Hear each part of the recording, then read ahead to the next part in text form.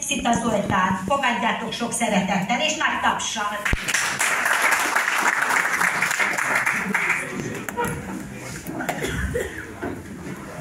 Vas, Piteszki! Szevasztja vagyok! Nézzük már be Rozmarinba, úgyis beszélni akartam veled, hát vagy két hely.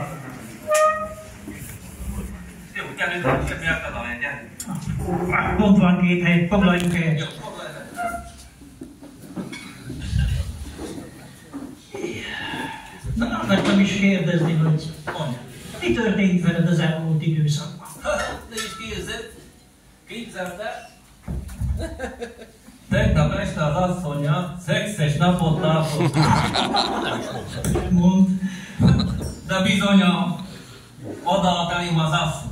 Ilyen tök atlasszon alvényben.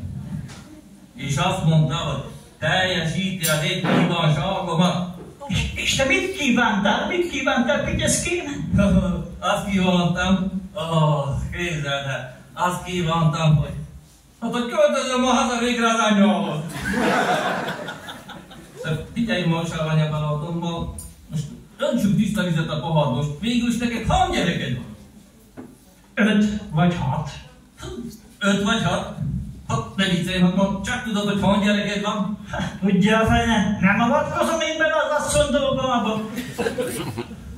Nem azért mondom, de az asszony szerint én egy valóságos lopakodó vagyok az agyba. Lopakodó. Miért? Hogy miért? Hát azért, mert a jelenétemet semmivel sem lehet érzékeltetni, tudod? De figyelj ma, de hogy ismered meg a feleségét? Én a kocsmában. A kocsma? Legjobb. Addig piáltunk, még becsúszott az asztal alá. Ez jó, na is te? De én már ott vártam. Na figyelj, mutatok róla egy képet. No. Mindenkinek. Hát mindenkinek megmutatom. Hát igen. Nézd, de Ez bombezé. Szépnek szép, szép. hát szépnek szép, csak nem hű. Ez ma nem az baj. Apropó, ha ma itt tartunk, én is mutatok neked egy fényképet a kislányom. Na, hát nézzük. Hát nézd meg, olyan édes szerinként, hogy szinte napról napra sokkal jobban hasonlít rám, ugye? Hát, ezen ma nem lehet segíteni. Még szerinted én nem vagyok elég szép? Hát figyelj ide, itt egy tükör, nézd meg magadot. No, de szép gyerek vagyok. Hát nem azért mondom, de sokkal jobban nézek ki, mint ez a Piki Brad Piki, ugye? De figyelj ma, gyere ma ide. Nézd el, ha most meg minden ketten lapszunk. Hóha, úgy nézzük ki, mint két gázpalack. Ugye? Ki kapott két gázpalack? Két gázpalack. Ezt most hogy érted? Hát úgy értem, hogy én nézek propán, te meg bután. Milyen jó pofa vagy te amúgy. De figyelj ma, az igaz, hogy mit gyarmak? Hajjá! És közel enged magához? Hát persze, hogy közel enged. Különben hogy harapna meg? Különben nekem is van kutyám, jelző kutyám van, vonyítva jelez. És mikor jelez, Piteszkén?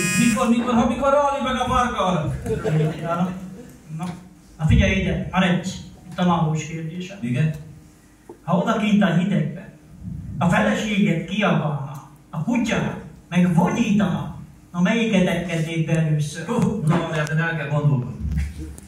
De ha a feleségem vonyítana, a kutyám kiabálna, hát én jól meggondolom a dolgot, de én szerintem én a kutyát nem hiszem be. Kutya?